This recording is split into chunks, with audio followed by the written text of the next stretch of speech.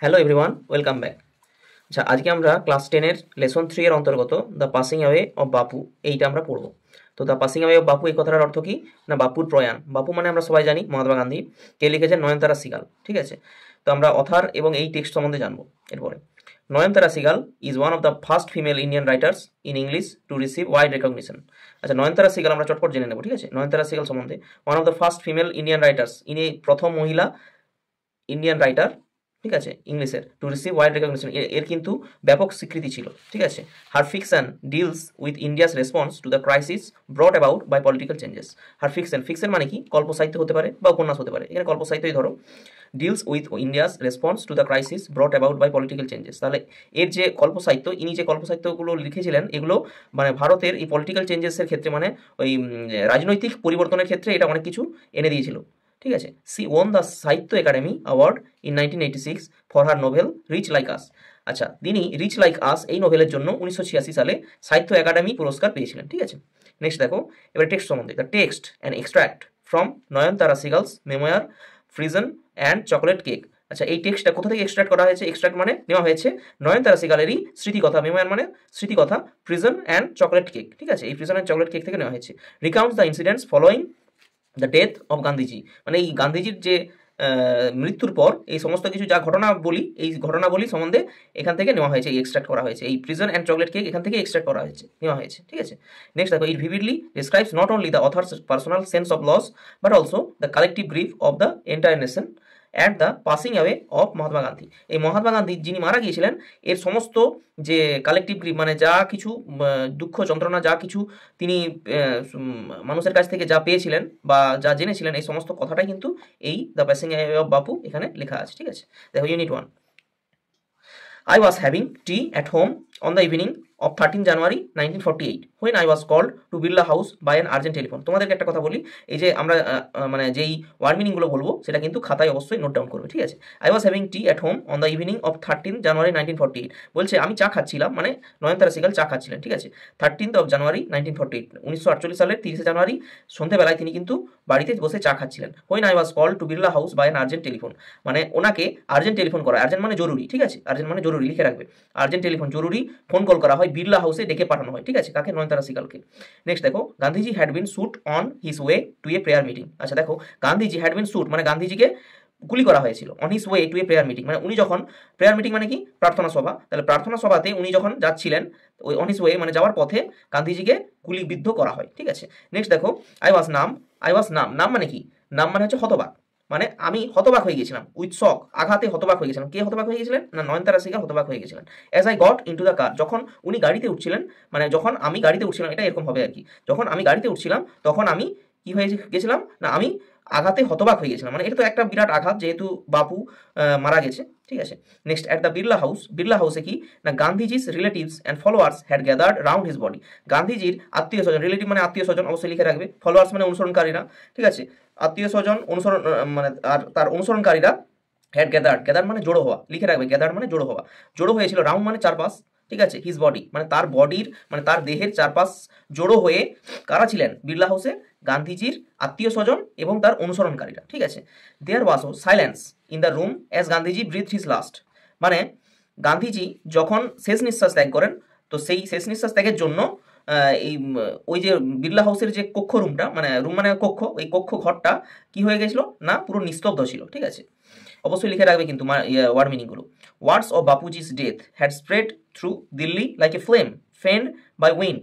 Words of Bapuji's death মানে বাপুজির, মানে বাপুর যে প্রয়াণ, এই প্রয়াণের যে কথাটা, ঠিক আছে, এই যে খবরটা, হ্যাড স্প্রেড ছড়িয়ে পড়েছিল, থ্রু দিল্লি, দিল্লি জুড়ে ছড়িয়ে পড়েছিল, like a flame fan by wind মানে বাতাসে আগুনের ফুলকির মতো চারিদিকে ছড়িয়ে পড়েছিল দিল্লি জুড়ে। ঠিক আছে, আচ্ছা, ফ্লেম মানে হচ্ছে আগুনের শিখা, আর ফ্যান মানে তোমার ধরে রাখতে পারো, ফ্যান মানে হচ্ছে, এক মিনিট, ফ্যান, ফ্যান মানে হচ্ছে বাতাসে দোলা লেগে যাওয়া। ঠিক আছে, বাতাসে দোলা লেগে যাওয়া, এটা বলা যেতে পারে অবশ্যই। Sad groups of men and women had collected around Birla house, বলছে বিড়লা হাউসে অনেক মেন অ্যান্ড ওমেন মানে অনেক পুরুষ এবং মহিলারা একসাথে জড়ো হয়েছিল, ঠিক আছে। Out of every window one could see a brown blur of faces, বলছে প্রত্যেকটা জানালার বাহিরে, মানে এই যে জানালার বাহিরে বলতে মানে যারা বাড়িতে ছিল এবং জানালা থেকে যারা দেখছিল, তো ওইখান থেকে সবারই যে মুখটা সেটা কি ছিল না, খুব বাদামি বর্ণের ছিল। বাদামি বর্ণ কখন হয়? যখন বিষণ্ণ ভাব হয়, ঠিক আছে। A brown blur of faces. Next, they did not make a sound, তারা কোনো আওয়াজ করেনি। There was an unnatural silence, একটা অস্বাভাবিক নিস্তব্ধতা ছিল। It was as if, as if মানে যদি, যেন। It was as if time stood still for those few minutes, যেন কয়েক মুহূর্তের জন্য সব কিছুই যেন নিস্তব্ধ হয়ে গেছিল, মানে পুরো স্টিল হয়ে গেছিল, ঠিক আছে। স্টিল মানে কি? একবারে নিস্তব্ধ, মানে নিস্তব্ধ নয়, মানে স্টিল হয়ে যায়, মানে একরকম অবস্থায় থাকা, ঠিক আছে। নেক্সট দেখো, the people were too stunned to speak in the beginning. The people were too stunned to speak in the beginning, তাহলে লোকেরা কিন্তু পুরোপুরি স্টান হয়ে গেল। স্টান মানে কি? হতভম্ব হয়ে যাওয়া। Two speak in the beginning, প্রথম দিকে কিন্তু কথা বলার জন্য পুরোপুরি হতভম্ব হয়ে গেছিল, মানে কথাই বলতে পারেন, ঠিক আছে। লেটার, তারপর দে ক্ল্যামার্ড ওয়াইল্ডলি, লেটার দে ক্ল্যামার্ড লাইক ওয়াইল্ডলি। ক্ল্যামার্ড মানে কি? উচ্চস্বরে চিৎকার করা, ঠিক আছে। শাউটিং, আবার চিৎকার করা। অ্যান্ড ক্রাইং, কাঁদা, মানে তারা কি করছিল? উচ্চস্বরে চিৎকার করছিল, কাঁদছিল, যেহেতু তাদের বাপু চলে গিয়েছে। দে জসল ওয়ান অ্যানাদার, জসল মানে কি? জসল মানে হচ্ছে ধাক্কা দেওয়া। তারা একে অপরকে ধাক্কা দিচ্ছিল, ওয়ান অ্যানাদার, একে অপরকে। In a stampede to break into the house. Stampede মানে কি? স্ট্যাম্পেড মানে তোমার হুড়োহুড়ি ধরতে পারো, হুড়োহুড়ি লিখে নেবে। স্ট্যাম্পেড মানে হুড়োহুড়ি করা। To break into the house মানে বাড়িতে ঢোকার জন্য তারা হুড়োহুড়ি করছিল, ঠিক আছে, একে অপরকে ধাক্কা দিচ্ছিল, ঠিক আছে। জসল মানে ধাক্কা দেওয়া, ঠিক আছে। They calmed a little when it was announce, announce মানে ঘোষণা করা, কামড মানে শান্ত হওয়া, তারা শান্ত হয়েছিল কিছুক্ষণের জন্য। হোয়েন ইট ওয়াজ অ্যানাউন্স, যখন এটা অ্যানাউন্স হয়েছিল, মানে যখন এটা ঘোষণা করা হয়েছিল, that they would be allowed to see Gandhiji before the funeral. Funeral মানে অবশ্যই লিখে রাখবে অন্ত্যেষ্টিক্রিয়া, মানে ওই প্রয়াণের পর যে কাজ হয় সেটাকে অন্ত্যেষ্টিক্রিয়া বলা হয়। মানুষের প্রয়াণের পর যে কাজ হয় তাকে অন্ত্যেষ্টিক্রিয়া বলা হয়। তাহলে গান্ধীজির অন্ত্যেষ্টিক্রিয়ার আগে সকলকেই দেখতে দেওয়া হবে, এই কথাটা যখন ঘোষণা করা হয়, তারা কি হয় না, তারা একটু শান্ত হয়, ঠিক আছে। অবশ্যই কোনো যে ওয়ার্ডগুলো যেগুলো জানবে না অবশ্যই কিন্তু লিখে রাখবে খাতায়। when one is faced with the shock of a loved one's death, বলছে যখন কেউ একজন মুখোমুখি হয়, ফেস মানে কি? মুখোমুখি হওয়া, লিখে রাখবে ফেস মানে মুখোমুখি হওয়া। উইথ দ্য শক, শক মানে আঘাত, অফ এ লাভড মানে প্রিয়জন, one's death, loved one's death মানে প্রিয়জনের মৃত্যুর আঘাতের যখন মুখোমুখি হয় কেউ একজন, ওয়ান হুইম্পার্স, একজন কি হয় না, একজন খুবই ভেঙে পড়ে, ঠিক আছে। What will become of me now that he has left me, বলছে এখন কি হবে, সে যে ছেড়ে চলে গেছে, এখন আমার কি হবে, ঠিক আছে। সে বলতে কি এখানে? হি মানে কি এখানে? অবশ্যই বাপু। তাহলে বাপু যে ছেড়ে চলে গেছে, এখন আমার কি হবে। এই যে মিটা, এটা কিন্তু শুধুমাত্র নয়নতারা সিগালের কথা নয়, এটা কিন্তু গোটা ইন্ডিয়ার লোকের কথা, ঠিক আছে। এটা অবশ্যই মাথায় রাখবে। This was surely the question upper most in the mind of the morning people. Morning people মানে কি?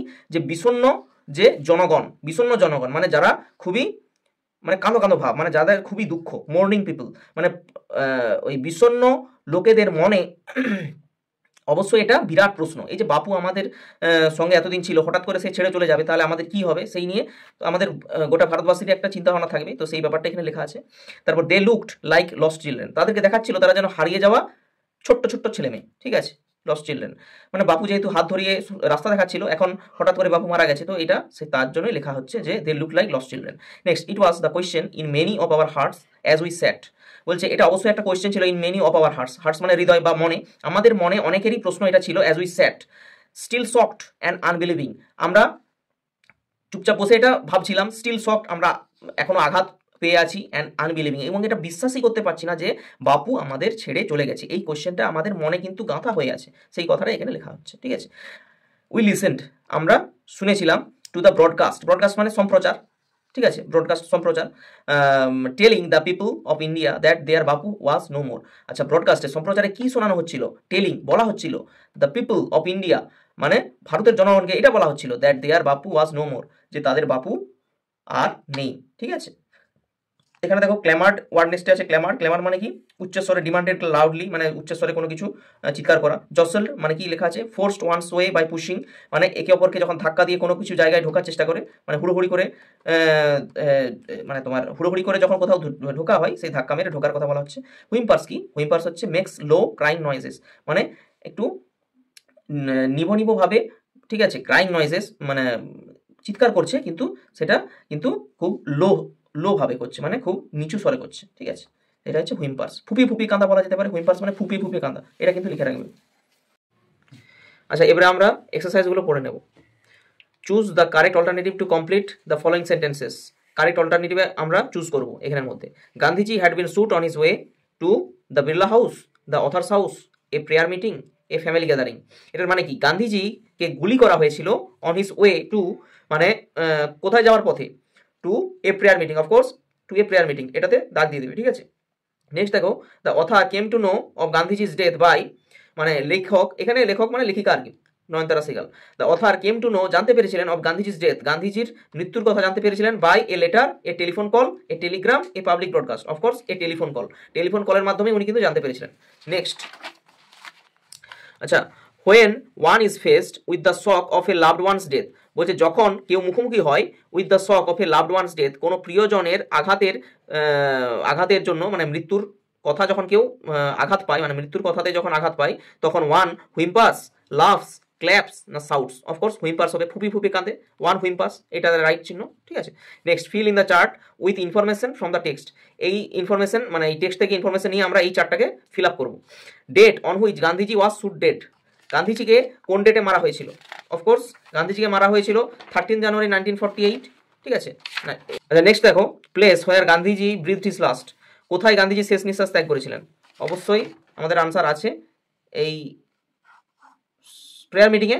কোথায়? না প্রেয়ার মিটিংয়ে, অফকোর্স। আচ্ছা, এটা বিড়লা হাউসই হবে, ঠিক আছে, বিড়লা হাউসের প্রেয়ার মিটিংয়ে, ঠিক আছে। Next, information given by the broadcast, কি ইনফরমেশন দেওয়া হয়েছিল? অফকোর্স কি ইনফরমেশন দেওয়া হয়েছিল ব্রডকাস্টে, সম্প্রচারে কি দেওয়া হয়েছিল বলো তো?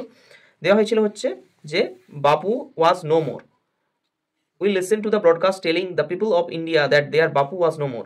মানে এটা বলা হয়েছিল পিপলদেরকে, পিপল অফ ইন্ডিয়াদেরকে বলা হয়েছিল যে দেয়ার বাপু ওয়াজ নো মোর। তাহলে এটা কি হবে আনসারটা? অফকোর্স আনসারটা হবে information given by the broadcast, এটা হচ্ছে হবে বাপুস ডেথ, ঠিক আছে, Bapu's news of Bapu's death, এটা, ঠিক আছে। আচ্ছা, নেক্সট হচ্ছে দেখো, state whether the following statements are true or false, true or false এগুলো করতে বলেছে, আর অফকোর্স সাপোর্টিং স্টেটমেন্ট করতে বলেছে। আচ্ছা, the author received an urgent telephone call in the morning, the author received an urgent telephone call in the morning, লেখিকা urgent telephone call পেয়েছিলেন সকালে, এটা কি ঠিক? অবশ্যই এটা ঠিক নয়, আমরা জানি এটা হচ্ছে ইভিনিংয়ে, অন দ্য ইভিনিং, ঠিক আছে, ইভিনিংয়ে, অন দ্য ইভিনিংয়ে, ইভিনিংয়ে এটা, ঠিক আছে। তাহলে এটা আমাদের ফলস হবে, এবং এটা মর্নিংয়ের জায়গায় কি হবে? Evening. Next, people attempted to break into the Birla House, people attempted to break into the Birla House, of course এটা ট্রু হবে, কিন্তু এটা সাপোর্টিং স্টেটমেন্ট হবে কি? সাপোর্টিং স্টেটমেন্ট এটা হবে যে they jostled one another in a stampede to break into the house, ঠিক আছে, বাড়িটাকে ভাঙার চেষ্টা করেছিল। দ্য নিউজ অফ গান্ধীজির death did not shock the people, অবশ্যই এটা ফলস হবে। এটার মানে কি? যে গান্ধীজির মৃত্যুর যে খবরটা, did not shock the people, লোকেদেরকে আঘাত দেয়নি বা হতবাক করেনি, ঠিক আছে, অবশ্যই এটা ফলস হবে। এটা আমরা কি করতে পারি? এটা আমরা করতে পারি এই জায়গাটায়, যে at the Birla house Gandhiji's relatives and followers had gathered round his body, there was silence in the room as Gandhiji breathed his last. অবশ্যই এই যে সাইলেন্স কথাটা ব্যবহার হচ্ছে না, এই যে সাইলেন্স, অবশ্যই নিস্তব্ধতা বা চুপ হয়ে যাওয়াটা, এইটা মানে এখান থেকে এটা লিখলেই হবে, অ্যাট দ্য বিড়লা হাউস, এখান থেকে এই অবধি। বোঝা গেল? এই আমাদের কমপ্লিট হলো ইউনিট 1।